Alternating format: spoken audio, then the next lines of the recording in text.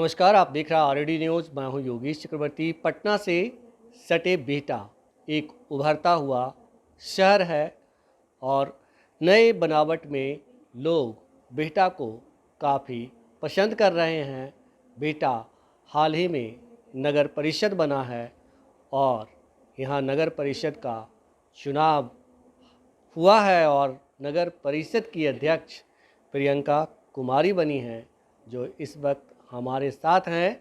खास बात यह है कि इसी 29 मार्च को बिहटा नगर परिषद का बजट पेश किया गया है। 90 करोड़ का बजट है। तो क्या कुछ होने जा रहा है बिहटा में, हम जानते हैं बिहटा नगर परिषद की अध्यक्ष प्रियंका कुमारी से। प्रियंका जी, आप लोगों ने बजट तो पेश कर लिया, क्या योजनाएं हैं आपकी? सबसे पहले तो आपके चैनल को ढेर सारी शुभकामनाएं ईद की और थैंक यू। धन्यवाद। मैं नगर परिषद अध्यक्ष प्रियंका कुमारी 29/25 को हमारी आम सभा की बैठक थी और उसमें 91 करोड़ की लागत की बजट पेश की गई, जिसमें अन्य मद में पैसे हैं और अन्य मदों से पैसे को खर्च की जाएगी अन्य अन्य जगहों पे। और नगर परिषद बिहटा के विकास के लिए शुरुआती जो तो मेरा इस फील्ड में आने का मकसद ही यही था कि मैं यहाँ सबसे पहले नली गली की व्यवस्था में सुधार लाऊं और नली गली से लेकर के आने वाले समय में high master light, street light, CCTV camera, शौचालय, बस स्टैंड, टेम्पो स्टैंड, समुदाय भवन, सम्राट भवन और जिनके पास घर है, जिनके पास जो गरीब गुरबा लोग हैं, प्रयास करेंगे कि उसको पी योजना का जिस प्रकार से हो सके हम लाभ दें।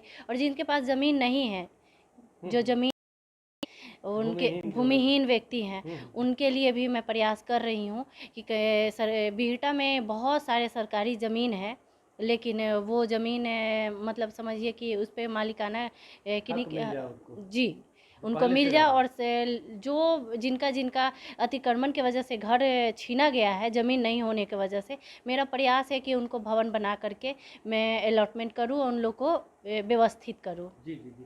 प्रियंका जी, हम यहाँ आए तो देख रहे हैं कि यहाँ की सड़कों की हालत बहुत बदतर है, ट्रैफिक की समस्या है।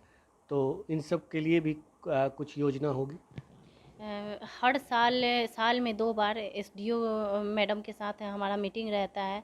पूर्व जब से हम आए हैं प्रदीप कुमार भी रहे और दिव्या शक्ति भी रही हैं, उनके साथ भी हमारी मीटिंग हुई थी और हर बात मैं अपना उस मीटिंग में एक बात जो होती है बिहटा की, और जिसकी वजह से बिहटा जाना भी जाता है कि जाम के मामले में बिहटा बहुत ही मतलब एक हाईलाइट पर्सन है कि अगर कोई बिहटा में आ गया और फंस गया तो आज का फंसा हुआ हो सकता है कि वो घर कल पहुंचे, ऐसी व्यवस्था रहती। तो मेरा प्रयास यही रहता है और हर बार इस मुद्दे विमर्श करते हैं कि मतलब जाम से किस प्रकार से मुक्ति दी जाए इस पे परामर्श हो रही है, बशर्ते अभी कोई रास्ता नहीं निकला है। जी जी जी। उम्मीद है तरह से आप लोग पुल पुलिया और देख रहे हैं कि 4 लेन निकाला है, तो उम्मीद है आने वाले दिनों में आने वाले समय में इससे मतलब जाम से निजात मिल जाएगी। छोटा छोटा पुल पुलिया तो बना ही रहे हैं, साथ में टेम्पू स्टैंड को मैं प्रयास कर रही हूँ। सामने से ले लीजिए, हमारा रेलवे साइकिल स्टैंड से लेकर के डोमिनिया पुल बहुत जाम स्थिति में रहता है। यहाँ के जो बिहटा के आम पब्लिक लोग हैं बहुत ज़्यादा उस वजह से परेशान रहते हैं। स्कूल से सुबह 3 बजे, जिस बच्चे का 3 बजे छुट्टी होता वो लगभग 5 बजे घर पे पहुँचते हैं। ये देख करके हमको बहुत बुरा लगता है कि छोटा छोटा बच्चा है, सुबह का निकला हुआ है घर पे और पहुंच रहा है अब।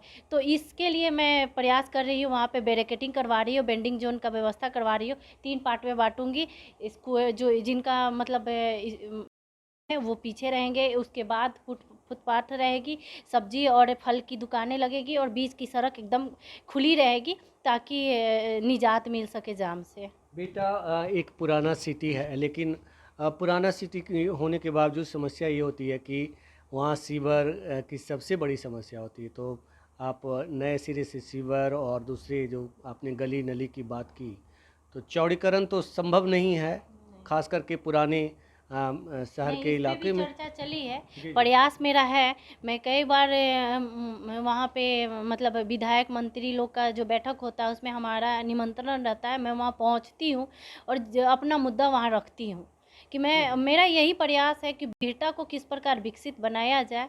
मैं प्रयास यही करती हूँ कि हर जगह पे मैं उम्मीद का एक किरण जगा सकूँ, जिस प्रकार हो सके सहयोग दूँ और मैं अपने मेहनत से पीछे नहीं हटती। जहाँ भी जिस जगह पे पहुँचना पड़े, जहाँ गुहार लगाना पड़े, उस जगह पे मैं अपना 100% देने का प्रयास करती हूँ। बेटा आने वाले दिनों में काफ़ी बड़ा हब बनने वाला है, क्योंकि जैसा मुझे पता चलता है कि यहाँ बड़ी संख्या में लोग जो है अपनी घर के लिए ज़मीनें खरीद रहे हैं, तो आपका काम भी उतना ही ज़्यादा बढ़ने वाला है। तो कैसे देखते हैं इसको, ये अच्छा है?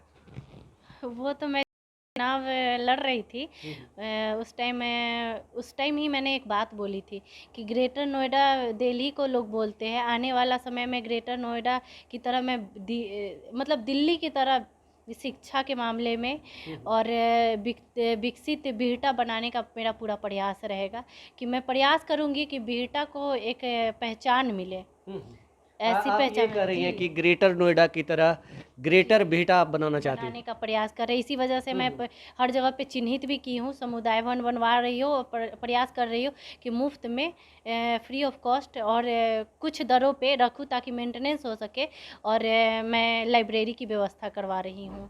जी जी जी जी। जहाँ जहाँ जो लोग पिछड़े हुए हैं, जिनके पास पैसा है, जो प्राइवेट स्कूल में पढ़ा रहे हैं बच्चों को, उनका तो भविष्य उज्जवल है, चलो ठीक है। जिनके बच्चे जो बच्चे नहीं पढ़ पा रहे हैं, दलित बस्ती के बच्चे हैं, तो उनके लिए मैं मतलब हर जगह समुदाय भवन में लाइब्रेरी का ही अच्छा व्यवस्था करवाऊँगी पढ़ने का, ताकि बच्चे का स्कोप बने। दिल्ली मतलब यहाँ से पटना जाने, जो ट्रेन पकड़ के पटना जाते हैं, रात ना करना पड़े, यहीं शांतिपूर्वक पढ़े। जी जी जी। शिक्षा के क्षेत्र में आप लाइब्रेरी बच्चों को उपलब्ध करवाएंगी। अभी सरकारी स्कूलों का जो स्तर है, अभी तो कुछ आप कह रहे हैं कि बीपीएससी के जरिए टीचर की बहाली हुई है, तो कुछ स्थिति सुधरी है। तो आप ये बताएं कि जो गरीब बच्चे हैं वही पढ़ते हैं प्राइवेट सरकारी स्कूलों में। ऐसे में शिक्षक को लेकर आप रहते हैं, सजग रहते हैं कि शिक्षक आएँ पढ़ाएं, इसकी जांच करते हैं आप? हमारे पास हमेशा शिक्षक लोग छुट्टी लिए हमारे पास आते हैं अप्रूवल लेने के लिए नगर परिषद ऑफिस में। तो हर सरकारी स्कूल के से लेकर के प्रिंसिपल तक का, हेडमास्टर तक का हमारा उनसे रूबरू होना होता ही रहता है। या फिर आंगनवाड़ी की महिलाएं जो सेविका लोग हैं उनसे भी होता है। तो पर्सनली इसके लिए मैं मीटिंग नहीं, पर्सनली भी मैं अपने स्तर से बोलती हूँ कि आप प्रयास ये मत सोचिए कि सरकारी हमको एक काम मिला है तो बस उस काम को कर रहे हैं। उस काम को ही एक अपना एक ऐसा पैशन बनाइए कि लोग आपसे प्रेरित हो। क्योंकि हम कभी भी नगर परिषद अगर बिहटा चला रहे हैं तो ये हम नहीं समझ रहे कि ये एक चुनाव मुद्दा था, राजनीतिक में उतर चुके हैं, नेता है और नेता वाला काम करका देना नहीं। इस चीज़ को मैं अपना पैशन बनाने का प्रयास करी और मैं खासकर महिलाओं से भी यही बात बोलती हूँ कि उसी में अपना काम खोजिए, अपने आप को निखारिए कि लोग सिर्फ ये नहीं बोले कि ये टीचर है, ये है, इसके अंदर इसके काम करने का एक अलग पैशन हो, तरीका जी जी। पैटर्न हो कि लोग आपको एक पहचान दे दें। बिल्कुल। एज ए नगर परिषद अध्यक्ष महिला होने के नाते प्रियंका क्या चाहती हैं? प्रियंका किस दिशा में मतलब एक होता है ना ड्रीम, तो एज ए अध्यक्ष आपका ड्रीम क्या है? मेरा तो यही है, नगर परिषद बिहटा का जब चुनाव लड़ रहे थे कभी हम नहीं बोले कि हम एक नेता है। ना मेरे बड़े भैया रंजीत यादव, शुरुआत तो उनका ही है, उनका तो पूरा राजनीतिक शुरू से ही रहा है। मतलब वो समझिए कि जब राजनीतिक का पहला स्तर जो ये बड़े हो रहे थे, हमेशा वो सब लोगों को समाज सेवा देते आए हैं। हमारे घर में कोई पद नहीं था, तब से ही हमारे घर पे आता है और वो सेवा देते आए हैं, मतलब ज़मीनी स्तर के लोगों को। सो चुनाव वो लड़ने वाले थे, लेकिन जब चुनाव महिला सीट हुई और हम लड़े थे, यही था कि नगर परिषद बिहटा हमारे लिए ये नहीं था कि एक क्षेत्र है। नगर परिषद बिहटा की मैं बहू हूँ और बहू का काम रहता है एक घर को किस तरीक़ा से स्वर्ग बनाया जाए, बेहतर बनाया जाए। मतलब कितना मतलब क्या बताएं, जैसे इसको कितना सुंदर स्वच्छ से सुंदर। मेरा प्रयास यही है कि बेटा मेरा ससुराल है और उसको किस प्रकार से निखार के रखूं कि हमसे जुड़े मेरे मायके से लेकर के सभी लोग ये बोले कि हाँ एक है कोई लड़की जो हम अपनी एक बेटी को दिए हैं कहीं पे, जो जिस घर को सुगंधित कर चुकी है, मतलब पूरा बेटा को सुगंधित रख रही है। जी जी जी, हमसे बात करने के लिए मैम आपका बहुत शुक्रिया। जी आपका भी बहुत ये मोस्ट थी वेलकम। प्रियंका कुमारी, बिहटा नगर परिषद की अध्यक्ष, जो बिहटा को स्वर्ग से सुंदर बनाना चाहती हैं और उस दिशा में लगातार काम कर रही हैं। इन्होंने कई योजनाएं भी गिनाई कि बिहटा के लिए क्या क्या कुछ इनके दिमाग में है, प्लान में है। योगेश चक्रवर्ती, RAD न्यूज़, बिहटा।